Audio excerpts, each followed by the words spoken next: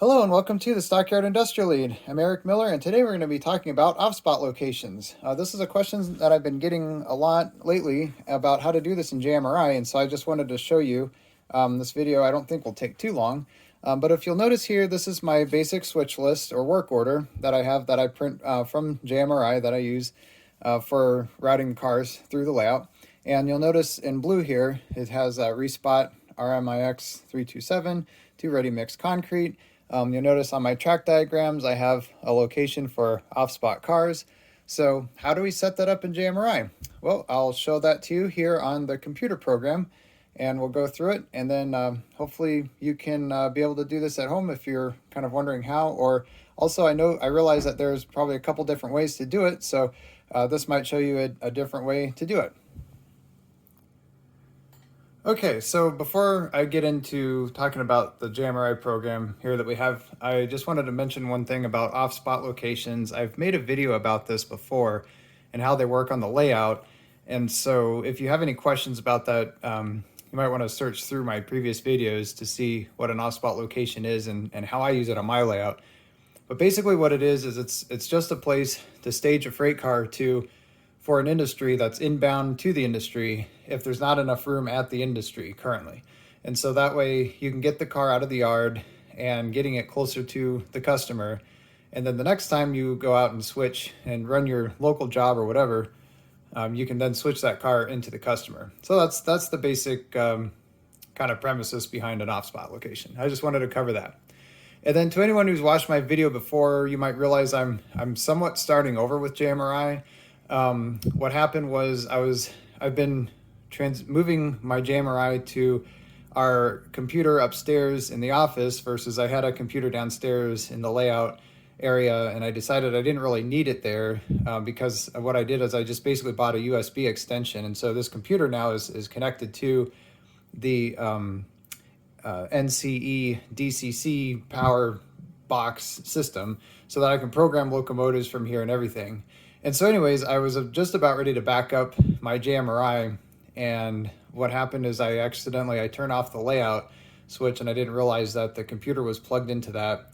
And so that basically completely hosed the computer.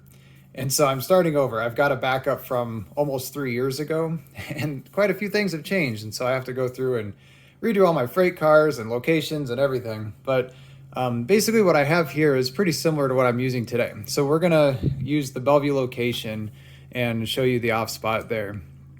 So basically in your JMRI, program, you'll have the operations tab, and then you can look at settings, locations, cars, locomotives, routes, and trains. So today we're going to be looking at locations. Oops, I don't know why I did that. Okay. And I'm going to look at Bellevue and click edit. Now you'll see here in Bellevue, it shows an alternate track and it has OffSpot cars. So how I have my OffSpot set up is I use alternate tracks. And so that basically enables the car to come to the alternate track before going to the customer, but the load doesn't change. And that's important because one of the coolest features I think in JMRI is that you can assign loads to your freight cars. And not only that, but you can have the loads change. So I have some industries where, for example, my standard distribution warehouse, I'll have some cars come in, refrigerated cars, that'll be carrying vegetables, like say from California, and then they'll leave with like frozen meat, essentially. And so they're kind of loaded both ways, which is really efficient for a freight car, right? The other, kind of normal method is having a loaded car come in and an empty car go out, or an empty car come in and a loaded car come out. And then you can specify what those loads are. So I think that's really cool. So I use that. So that's why I like the OffSpot as an alternate track. It works well with that. So basically what I do here is you'll see right here at this location, we have tracks at this location, spurs, yards, classification, interchange. And so the spurs, that's the key for having a load change coming in and going back out. So let's see what other tracks we have. Yards. Okay, so OffSpot is here. So that's how I have it set up as an OffSpot, essentially as a yard track. And then right here, I have it set up length is 400 feet. Basically what I do is I try to figure out what the length is for my OffSpot. Now in Bellevue, there are a couple places that you can potentially stage a car, and I kind of leave it up to the crew because I think it's kind of fun to have let the crew decide some things like that. Just leave the car where you think it's most appropriate.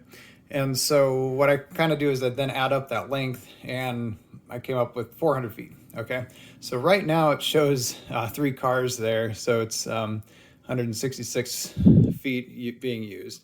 And then notice there I have it set for the alternate track. So let me show you how I do that, if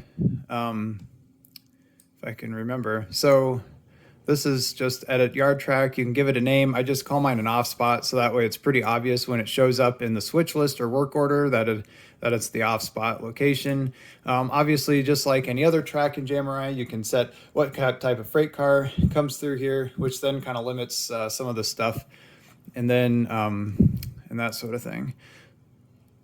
So that's that. And then basically the way that you assign an alternate track is through a different it's a different option. I'll show it to you. Let me just go through these. So classification interchange, I've used these in the past. I don't have any currently set up. That's why it's empty. I used to do a transfer and interchange with UP and the Northwestern, and it was a lot. I have a small switching layout, and I realized I had to stay focused on that. And so an interchange is a little too much for me. I realize a lot of other people do that, but anyways, that's just another option. We're not going into that today, though. We're talking about OffSpots. And so, okay, so here is the alternate track. So let's just go with Payless Box Cars, for example. This is my lumber yard, which is actually still in Bellevue, so I won't have to change this too much. Okay, so we go into the edit spur track. We have the name of that is the Payless Box Cars. We set up the types of freight cars, and then, it's eastbound trains are coming through here. Here's the schedule for basically, this is how, one of the ways that JMRI, changes out the load of the car, because the schedule is to unload the lumber. And so this basically just shows that we're getting lumber, and then we're shipping empty cars, and then it goes back to the Swift yard in South Omaha. Okay, so how do we get to the alternate track? So go to Tools, Alternate Track. So again, we're in the Edit Spur track for the specific customer that is going to use this alternate track. So go down to Tools, Alternate Track. Let's click on that.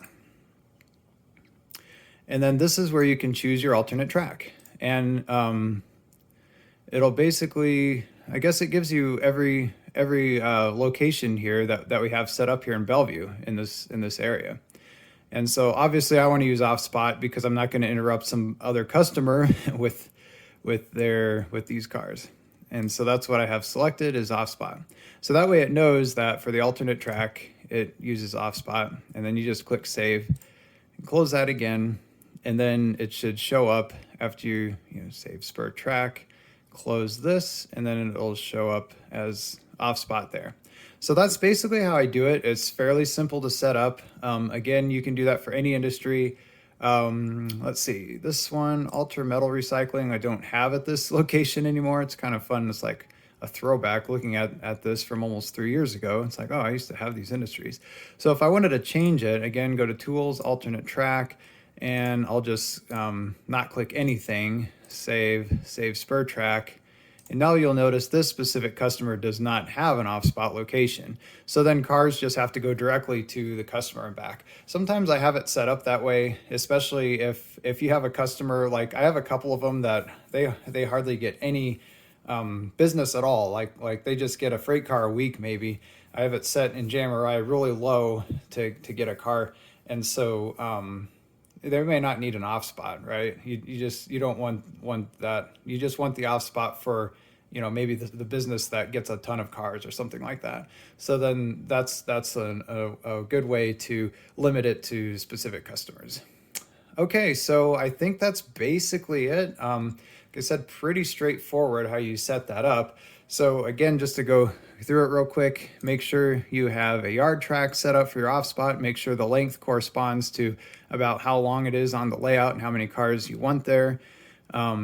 This alternate track, yes, won't show up until you actually have it assigned. So then again, to do that, you just go into your customer that you want it, edit that spur track, go to Tools, Alternate Track, and then select which one is the alternate track. And if you're using it as the yard track, it should be the OffSpot yard track that you just set up.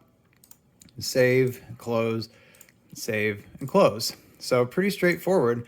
And then, as I always tell people, do some practice runs with this, build some trains, and see how your switch list prints out. What I do usually is I will go through a lot of switch lists here. Like, for example, you can go to operations and trains, and then this one is we're still running the SPSF local, so we're gonna have to change that. But you can click this preview button, and so when you build your train, you can preview it before you print it, and then when you're ready to print, unclick the preview and then click print. So what I do is I'll go through a couple of previews and check that out, make sure it's actually routing the cars how I want it to, and then I'll go ahead and print it and then actually test it out on the layout myself. And then once I feel that the trains are running how I'd like them, then I'm ready to have my usual 2 crew members over and have them test it out and see if it works and get their comments, and then go back through the program and edit it. But that's basically how I do things. So just practice and see if the OffSpots are working like how you want them to. And then if not, you can make any changes. So that's basically what I do. And then also another recommendation, especially for anybody just getting into JMRI, make sure you go to their website and read the huge, long manual that they have on their website on JMRI operations. Just read that over and over again. What I did when I started using JMRI, like 4 years ago or so, is I printed it out, and I would just read through it on my commute on the train. So just read it like you're reading a book or a magazine. Just go through it. That'll answer most questions that you have in general about JMRI. Okay, so again, I think that wraps that up. If there's anything else that you want to see specifically about JMRI, let me know. Leave a comment, and I'll definitely make a video on it, especially since I have to go through this whole thing again and reset up a lot of things. So just let me know if there's something specific you want to see. And like I mentioned, next week I'm going to do a end of the year / beginning of the year layout tour, so I can show you the progress that I've been making, or kind of lack thereof, the last few months, and then the next projects that I'm going to be working on. So, all right, thanks again for watching, everybody, and I will see you next week here on the Stockyard Industrial Lead.